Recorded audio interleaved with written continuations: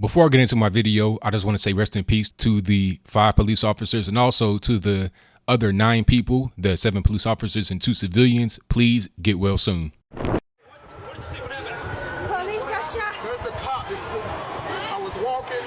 Yeah. And he just shot him. Just started shooting. Yeah. Man, like all of the cops were getting shot, man. I just saw cops bending over, man. Like it had to been like 5 or 6 cops, like they was all getting shot down, man. It was right after the rally. Like we were just walking to the car, man. All the cops. How many? Like I saw about 3. I saw 3. You did? Like while we was running, like they just kept shooting them. It's coming. We don't know where it's coming from, but it was every cop. I didn't see anybody else get shot. It was just the cops. Speculation. The police are working on. Oh my God. We're all seeing this together. The suspect said he was upset about Black Lives Matter. He said he was upset about the recent police shootings. The suspect said he was upset at white people. The suspect stated he wanted to kill white people, especially white officers. The suspect stated we will eventually find the IEDs.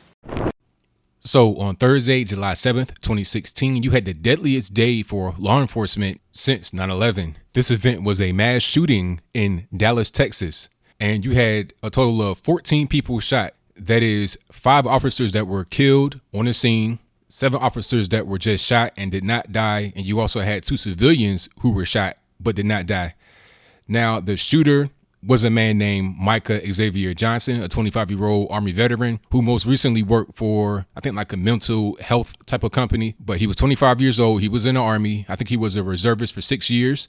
And he did do a tour in Afghanistan as active duty. Now, he said, according to the police, during the actual shootout they had with him when he was holed up in a garage close to the scene where he committed the acts, he said that he did this because he was upset for Black Lives Matter and also the 2 recent police shootings of Philando Castile and Alton Sterling. Now, before I get into the psychology of what's going on, the shooting happened, like I said, in Dallas. It was downtown. This was during a Black Lives Matter protest.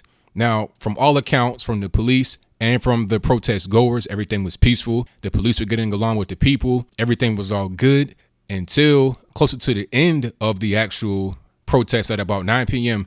Now, 9 p.m. seems kind of strange because you also had a situation with Philando Castile in Minneapolis, St. Paul area that also happened right around 9 p.m. Very interesting, but I digress. So he started shooting towards the end of the actual protest. People were still there, and he was only aiming for police officers. Now, when I saw it, I kind of had a funny feeling, especially when they described what happened, because the way he shot these officers and killed them was from an elevated location. Now, the original thing was that it was multiple shooters, at least 3 shooters, and they were from an elevated location and they were sniping down, right? I think there was one man they had on the news as the primary suspect or person of interest. He had a very long gun that he was open carrying in Texas, which of course you can open carry, but he was not the actual guy that was involved. He was a person that actually helped organize the rally and he was not involved. But I think there was at least one other suspect.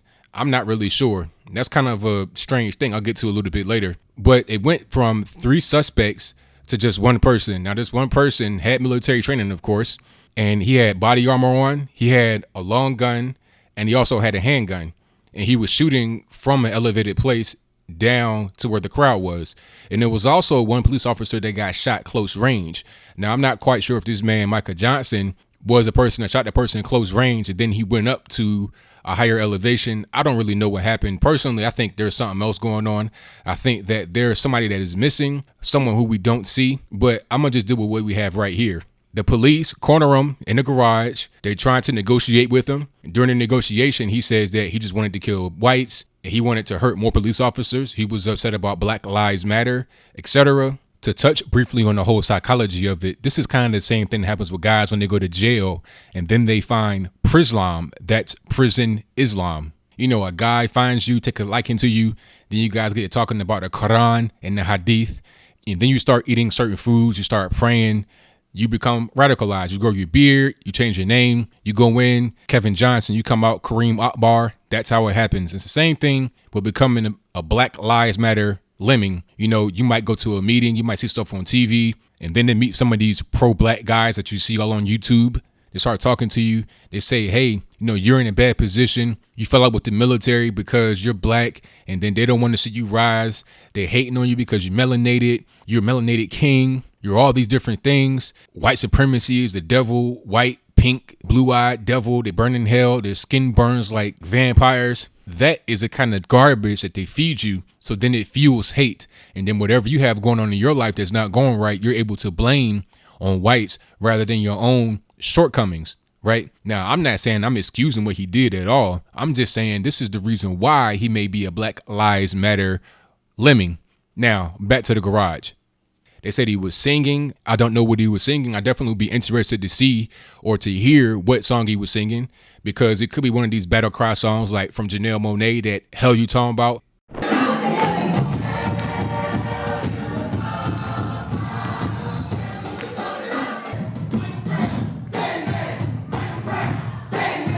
And I put a link to that in the box below. Hell You Talking About loosely translates into what the hell are you talking about? Basically, when somebody's talking to you and you don't want to hear what they say, like if somebody says to you, hey, you want to protest white police officers killing black people, but what about black on black crime, which accounts for 50% of all homicides, even though they're only 13% of the population, the person will just shut them out by saying, hell you talking about? It's like a big battle cry song that's sung in a lot of these Black Lives Matter protests, but I digress. Now, the police are unsuccessful in being able to negotiate and get him removed from that particular area. And he was exchanging fire with the police while holed up. So then they sent a bomb diffuser robot. I guess it had a bomb on it. And then they sent that towards him, and then they killed him using that, which seems strange. I mean, if you're in a shootout with the police and you're in a closed area, why must that be the tactic that you use? Now, people have said that's been used overseas in the military. If you're familiar with the military at all, or if you're familiar with that tactic, let me know in the box below. This was predictable, unfortunately. In a previous video I did about Philando Castile, I was hoping that there would not be any civil unrest, but here we are. This is just kind of what happens when you have a situation that is very volatile, and it's been that way for years. It's like a pressure cooker, and then the contents are under heavy pressure. And it all started really in 2014 with the whole thing with Ferguson. And then you have King Hussein Obama's response. Now, what Obama should have done from the beginning,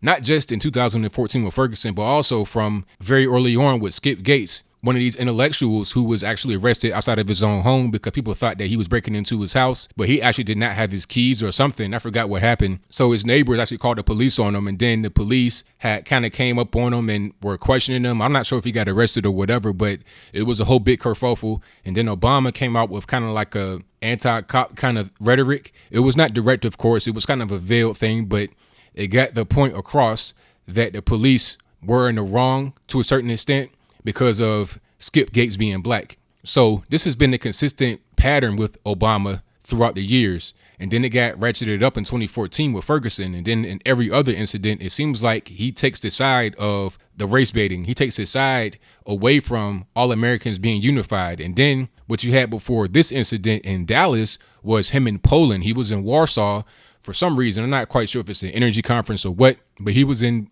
Poland, and he gave a speech about the Philando Castile and the Alton Sterling shootings, in which he said, when incidents like this occur, there's a big chunk of our fellow citizenry that feels as if, because of the color of their skin, they are not being treated the same. And that hurts.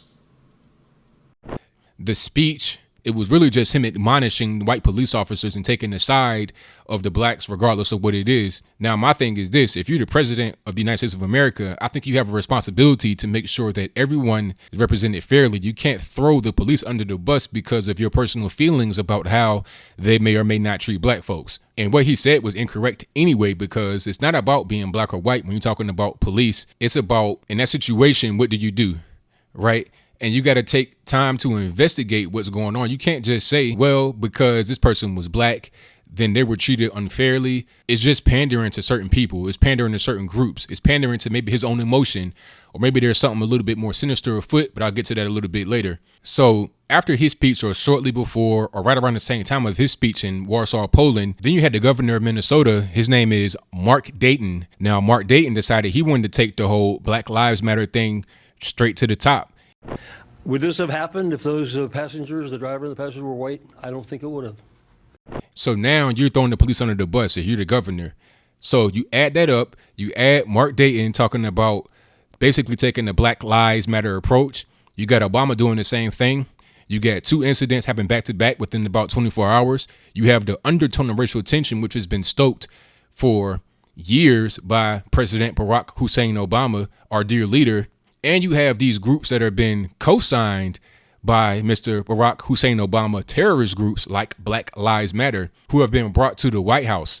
When he brought them to the White House, he said how good of a job they were doing. This is after they assisted in the destruction of Baltimore, Maryland in certain parts. You have all of this going on, and then you have a lot of black folks that are just looking for somebody to blame and can't take responsibility for their own actions. And then you got liberals, white liberals, black liberals, and everybody else that are pretty much pander to them. And then you got folks like me that are conservative and say, hey, maybe we should take matters into our own hands as far as being able to take care of our community, right? Maybe we should have more families. Maybe we should have less violence amongst each other. Maybe we should do things that make more sense to help us go forward into the future. I get called an Uncle Tom Coon sellout. I get death threats by these same groups that Mr. Barack Hussein Obama endorses. So then what's the end result? Well, you have 5 officers deceased in Dallas, Texas, at the hands of a Black Lives Matter sympathizer, a domestic terrorist who was trained by our U.S. military. Now, don't get it twisted. I'm not throwing the military under the bus. I'm just saying that you don't know who people are. You don't know who is out there in the world, in the country, that can damage our country, right? It's sleeper cells out there, and they're just looking for a reason to strike. This guy, Micah, allegedly was a sole sleeper cell. He had been doing exercises in his backyard with his Army uniform on, like a makeshift obstacle course. So he was training for this day, and he already had training prior in the military, and he was overseas for a stretch. So he knew what he was doing. He was trained for that day, which is unfortunately why so many officers lost their lives. Now, I want to talk about the false flag aspect of it for a moment. Now, when I saw it and I saw kind of what was going on, I saw what they were saying. They're talking about snipers. I'm like, snipers? First of all, it was dusk, or it was at night when it happened. It was at 9 p.m. Central Time, if I'm not mistaken. So I'm like, okay, if you're on the rooftop, how are you able to see down on the ground level and accurately hit 5 officers and kill them, right? And you hit 9 other people. So how did that really happen? If you are that high and far away, now I know he has military training, that makes sense. But at the same time, it still doesn't make too much sense. Like at night, you're able to do that. And then if he was in an elevated position, then who was on the ground level that shot the officer? Because somebody got shot point blank range on the ground. So if it's just him that acted by himself, then how did he do the ground shooting and the shooting from above? It doesn't make a whole lot of sense. It could be false flag. It may not be. You know, I think there are some cases that are more egregious than others. I think Sandy Hook was a clear example of false flag because, I mean, if you saw the video, there were a lot of red flags. The whole thing didn't make sense. When you saw the scene, there was no real sense of urgency. You didn't see anybody flying in and out with, you know, bleeding kids. You didn't see anybody injured. The whole thing just was not making any sense. But in Dallas, you had video, full video of the actual rally that was going on. The whole Black Lives Matter rally was in full swing. You had videos that were uploaded from people from their cell phones to social media. So it's difficult to come with the whole thing about it not happening or about people not being shot. But at the same time, there could be some false flag elements as far as actors that were there that shot these people to do something else, right? It may not have been Micah Johnson at all, or if it was him, he may not have been alone. So it's hard for me to tell, but I think there's something missing here. Just like from the Philando Castile thing, I said the same thing. I think there's something missing. I think that he was shot, Philando Castile that is, but at the same time, the whole story didn't make a whole lot of sense. You know, the girlfriend was very calm. Now, the whole thing about her being calm, that may or may not be an indication of something that's false, because sometimes people are like that. Not everybody's going to be an emotional wreck during that period of time. You could be in shock. You could be having a hard time processing what's going on. And you saw the officer, he was like damn near crying. So he was having the reaction that was different than what she was having. But I think they were both kind of in the same space. But maybe she just expresses herself differently. I can't really tell. But the whole thing here was predictable, unfortunately. I didn't really want it to happen like this. I thought that there would be some civil unrest, and I hoped that there wouldn't be in the previous video. But like I said, this is predictable. When you have King Hussein Obama set the groundwork for this, then it just makes sense. And I think that he may be in cahoots with Black Lives Matter. I don't think you bring Black Lives Matter to the White House for no reason. And then there were some leaked messages that came from D-Ray. Now, D-Ray is one of the big guys, the big dogs in Black Lives Matter. Now, I'm not sure if these direct messages that have been hacked or leaked are accurate or not. But if they are, it makes sense. Now, these will come out a while ago. You can see what he's talking about. He's saying that, yeah, we need to create unrest, essentially, and then we can get martial law. And if we get martial law, we can get King Hussein Obama in office for a third term. I think that might be the end game here, if there is an end game to be seen. Because what other way can you stop Trump than to have any kind of civil unrest? There's no other way you can stop Trump than that. I mean, look at Hillary. Hillary is barely eligible to even keep running. She almost got locked up. Now, she's not going to get locked up, of course, because everyone in Washington, D.C. is in her pocket, and they're not going to have their golden egg, their golden goose, go to the who's goo. But at the same time, you see that there is an effort to really stop Trump because Hillary is not as strong as they would want her to be. They don't have any other hope but her, but the movement behind Trump is so strong, they want to have something to kind of get him out of there, even if it means just straight rigging the election, throwing the election, or causing so much civil unrest that the election cannot continue. Because imagine if you have protests all across the country on election day, like unrest to the point where you can't even go to the polls. What's going to happen? How are you going to be able to go vote? Hopefully this is not a precursor of what's to come in the summer. Like I said, I've seen other protests. I've seen protests in Atlanta. I've seen protests in Philadelphia. I think there might have been something in LA. I know it was in Atlanta. It was a big protest. And I'll place a picture on the screen before you. You can see people blocking the road and all that kind of stuff. So that's going on. And hopefully this will not continue. Hopefully it'll die down. Like a lot of these things do. They die down after a certain period of time. People get tired of talking about it. They want to continue on with their lives. Just like the whole Orlando thing. Everybody wanted to talk about Orlando. Now it's pretty much gone because you have another tragedy that has taken its place. So that's pretty much all I got to say. I think the whole thing here with the whole Philando Castile and Alton Sterling is very sad. But what I hope they don't do is try to do any kind of police reform, because all police reform is going to do is make the ghetto more dangerous. You see these guys at this 7-Eleven. Now, this is what they didn't really show in the media. I saw this on Colin Flaherty's channel. He's a good guy. Go check him out. But I saw also on his channel where he highlights the looting that happened in Dallas. Yes, it did. There were reports of people looting a 7-Eleven, and the police had to come out there and protect it. But you see these guys in the background in the video that I'm playing right now on the screen before you. They're throwing gang signs. They're throwing gang signs and they're dancing. They're celebrating. They like the fact that the officer got killed, or multiple officers were shot and killed at that point. And these are the guys that will come up and fill a vacuum if you do any kind of police reform. All police reform does is make the police less effective where they're needed the most, which is in the black ghetto. When you remove them from the black ghetto, the crime in the black ghetto will increase exponentially. They're celebrating because they know that if you have less police, that means they can go out there and commit chaos and commit havoc. I mean, they're throwing the gang signs right in front of the actual cameras of Fox News. Now you got the reporters talking. I know you can't hear them because I'm talking, but they're talking and then they're not even really acknowledging what's going on. I know one person said that, oh, they're dancing in the background, but they don't really see the gang signs. I mean, the gang signs are very obvious. I see them throwing gang signs right now. So they're not acknowledging that. And that's part of the big problem, is that people don't really want to see what's in front of them. They want to act like things are a certain way that they're not. And that is what police reform is going to do. You're going to do things that will affect the community in a negative way because you think things are the way they are not. Leave it to guys like me that know the black community, that grew up in the black inner city, the black, lower class areas. Leave it to guys like me that know how to handle these people. Don't do police reform, get stronger. And Barack Hussein Obama, shame on you for acknowledging and giving credence to a terrorist organization in Black Lives Matter. Shame on you. You got the blood of many, many black folks on your hands, of those officers on your hands. Beyonce, Jay-Z, D-Ray, Black Lives Matter. You all have blood on your hands.